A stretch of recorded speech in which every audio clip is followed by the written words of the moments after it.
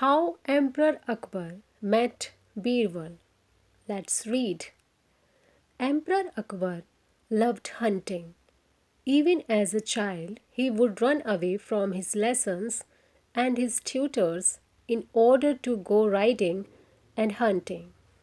When he grew up, he was a better rider and more fearless hunter than anyone. One day, while chasing a tiger, Akbar and a few soldiers rode so fast that they left all the others behind. They had gone a long distance from the royal capital at Agra, and as evening came, they realized that they were lost. They were hungry and tired.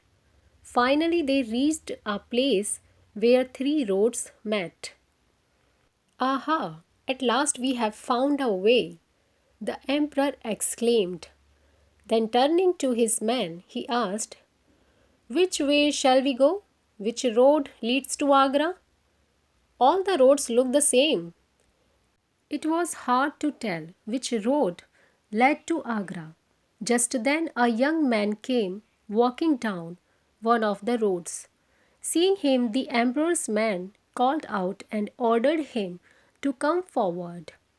He did so, looking up at the richly dressed hunters with bright eyes. Tell us, boy, said Emperor Akbar, which roads goes to Agra? The young man began to smile. Huzur, everybody knows that roads cannot move. How can this road go to Agra or go anywhere else? He said, and he laughed. There was silence. The emperor stared down at the youth. His soldiers held their breath. They knew their emperor's temper. Not one of them dared to say a single word. The young man said, people travel not the roads, do they?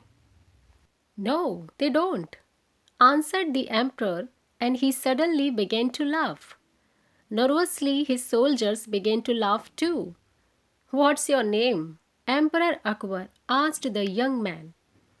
Mahesh Das, he replied. And what is your name, Huzur? The emperor pulled off a big emerald ring, which he wore on his finger. Leaning down, he gave it to the young man. You are speaking to Akbar, Emperor of Hindustan, he said. We need fearless young men such as you at our court.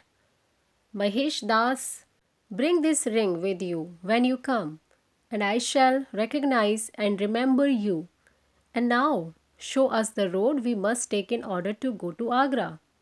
Mahesh Das bowed low and pointed towards the capital. Emperor Akbar turned his horse and galloped away, followed by his soldiers. This is how Emperor Akbar and Mahesh Das met. When Mahesh became a young man, he took all his money along with the emerald ring, kissed his mother farewell, and set out upon the road to meet the emperor. He walked a long way and finally reached the walls of the palace. The guard at the palace gate noticed this simple-looking country boy and blocked Mahesh's path. Where do you think you are going? Asked the guard. I have come to see the king, said Mahesh mildly. Fool, Emperor Akbar is very busy. Go away. Please, brother, let me go, requested Mahesh.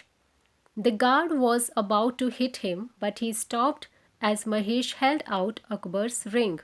Mahesh then said, our good king receives all who come to see him. Many years ago he had sent for me. Now let me pass. The guard was very angry as now he had to let the young man pass. You can pass on one condition, he said. If you receive any gift from the emperor, you will give half to me. Agreed, smiled Mahesh and went by. Once he reached the palace, Mahesh felt worried as he felt that he was not properly dressed in order to meet the king. At last he saw Emperor Akbar seated upon a throne. Mahesh presented himself before the throne and caught the emperor's gaze. He praised King Akbar by saying, I have come at your command, which none dare disobey. And he handed back to the emperor the ring which he had given him so many years back. Akbar laughed and pleasure. Welcome, welcome. What can I do for you? What can I give you? What do you wish for? Mahesh thought for a moment and then said, I would like you to punish me with 100 lashes. What? Exploded the king. 100 lashes? But you have done nothing wrong. Mahesh then said, Will your majesty go back on his promise to fulfill my wish? No, a king must always keep his promise, replied Akbar. So Akbar ordered Mahesh back to be whipped. Mahesh felt every stroke without saying a word. When the whip had cracked for the 50th time, he suddenly jumped up and shouted, Stop! Ah! Cried Akbar. Now you see how foolish you are being. No, it is only that when I came here to see you, I was unable to enter the palace unless I promised the guard at the front gate half of whatever I get from the king. So I have taken my half of the 100 lashes. Please be kind enough to give the rest of them to him.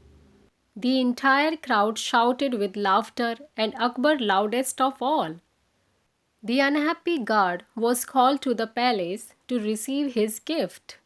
Later on, the young man Mahesh Das came to be known as Birbal in the court of Emperor Akbar. Ruskin speaks. The tales of Akbar and Birbal are known for their cleverness, and this tale tells the story of how Mahesh became Birbal.